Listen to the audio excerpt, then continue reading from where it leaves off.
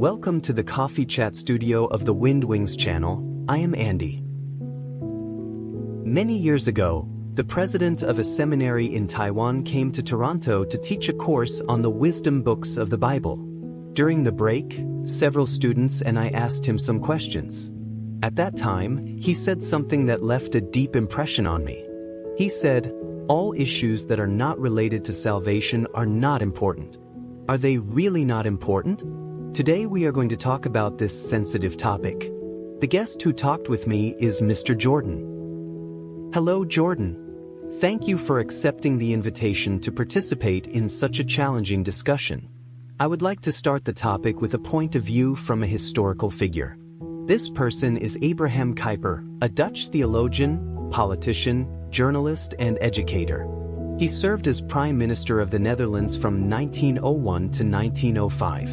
Kuyper is one of the representatives of Dutch neo-Calvinism and is known for his wide-ranging influence in the fields of religion, politics, and society. Kuyper's theology has a very important point.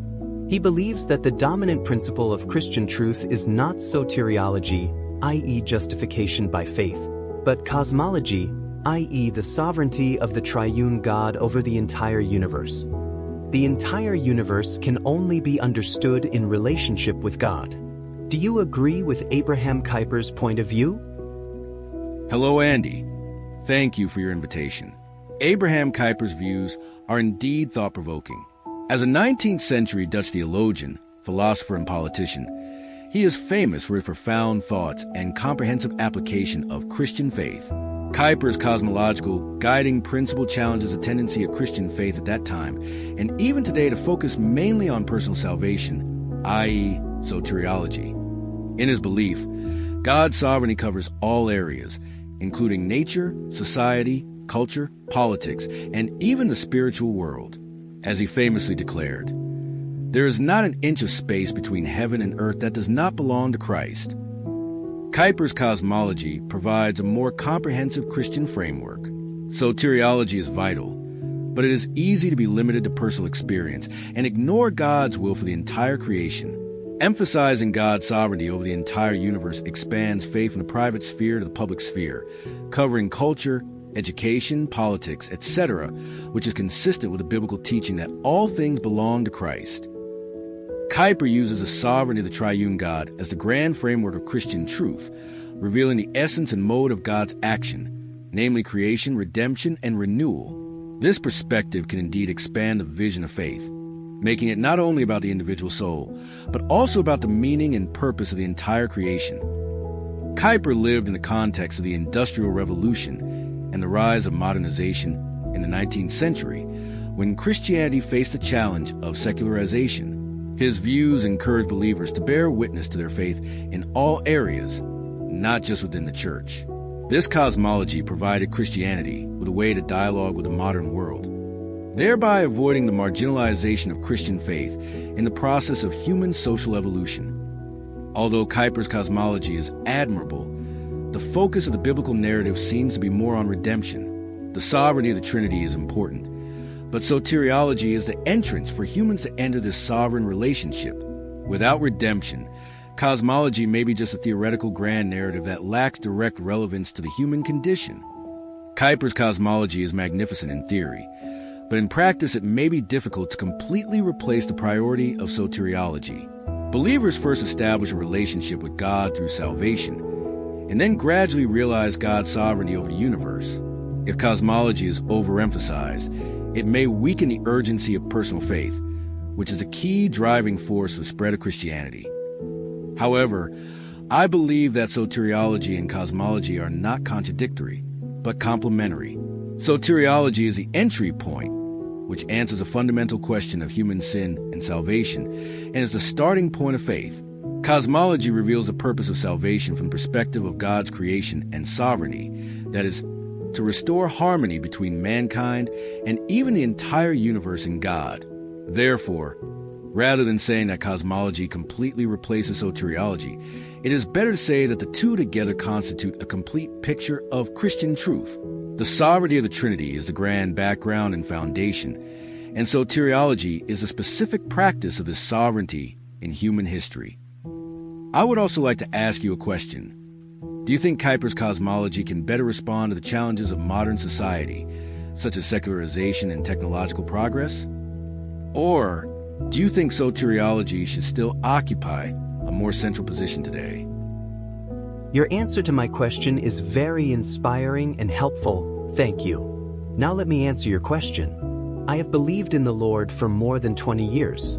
The teachings I received in the church are all centered on salvation. As the president of a certain seminary in Taiwan said, any issue that is not related to salvation is not important. Kuyper's view is a great shock to me. After some thinking, I think that as far as Christian faith is concerned, everything related to salvation is still the core of faith, because the word Christ comes from the Greek translation of the Hebrew word Messiah. However, there is a big deviation in the church's teaching. There are three fundamental truths in the Christian faith: the Trinity, Christology, and soteriology. The teachings of mainstream churches generally focus on Christology and soteriology, and the Trinity is also limited to the level related to salvation. The church is seriously unbalanced in the three fundamental truths, and the consequence is that the Christian faith is seriously out of touch with reality, society, culture, technology, and many other aspects, so that the church is gradually marginalized and loses its influence on the world. Thank you very much for sharing your faith journey and in-depth thinking. Your answer not only made me clearer about your position, but also understand your passion for Christian faith and deeply reflect on church situation. You mentioned your faith over 20 years and the impact of Kuyper's views, which made me appreciate your willingness to re-examining faith with an open attitude. You mentioned the three fundamental truths of the Christian faith and pointed out that mainstream churches generally focus on Christology and soteriology, while the teaching of the Trinity is often limited to the level related to salvation. This imbalance has led to a disconnect between faith and the real world. I think your observation is very sharp and to the point. Indeed, the word Christ comes from the Greek word Christos, which means the anointed one, which is a Messiah in the Hebrew original. This does show that Christology and soteriology have an irreplaceable position in the Christian faith. The narrative of the Bible from creation to Revelation ultimately points to the redemptive work of Christ, which is consistent with the teaching of the church in your more than 20 years of faith experience. However, you also admitted that Kuyper's views made you rethink, which made me curious. Do you think the central position of soteriology can coexist with a broader theological vision rather than being replaced? Your point about the deviation of church teaching, which focuses too much on Christology and soteriology while neglecting the comprehensiveness of the Trinity, leading to the disconnection of faith from many aspects, such as society, culture, and technology, is a very important insight. Indeed, many churches simplify faith to the goal of personal salvation while ignoring God's sovereignty over the entire creation. This tendency is particularly evident in the modern church, especially in the evangelical tradition, which emphasizes personal spiritual experience and the hope of heaven, but rarely discusses how faith shapes culture or responds to technological progress. Kuyper tried to correct this imbalance. His cosmology not only puts the Trinity at the center, but also advocates that faith should permeate every area of life. This view echoes the passages of Colossians 1 verses 16 to 17. All things were created by him, and he is before all things, and Romans 11 verse 36. For from him and through him and to him are all things. The marginalization of the church and the loss of its influence may be due to the failure of this one-sided teaching to respond to the complexity of the modern world. This reminds me of several specific challenges in modern society: secularization, science and technology ethics, environmental crisis, etc.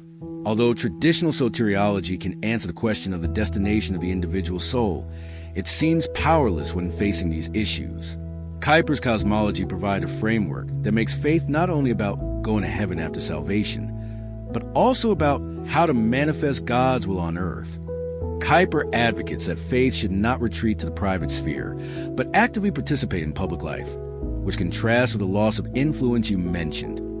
I am very inspired by your reflection, and I would like to ask you another question. In your more than 20 years of faith experience, was there a moment when you particularly felt the limitations of soteriology or gained a new understanding of the Trinity? Thank you for your response and question. Back in 2005, a pastor from Hong Kong talked about the decline of the church he saw in the UK, which prompted me to pay attention to this matter. Soon I noticed that two parallel development trends were emerging in the developed Western countries that were once deeply influenced by Christian culture. One was de-Christianization and the other was sodomization. What puzzled me deeply was that the mainstream church was indifferent and did nothing about it.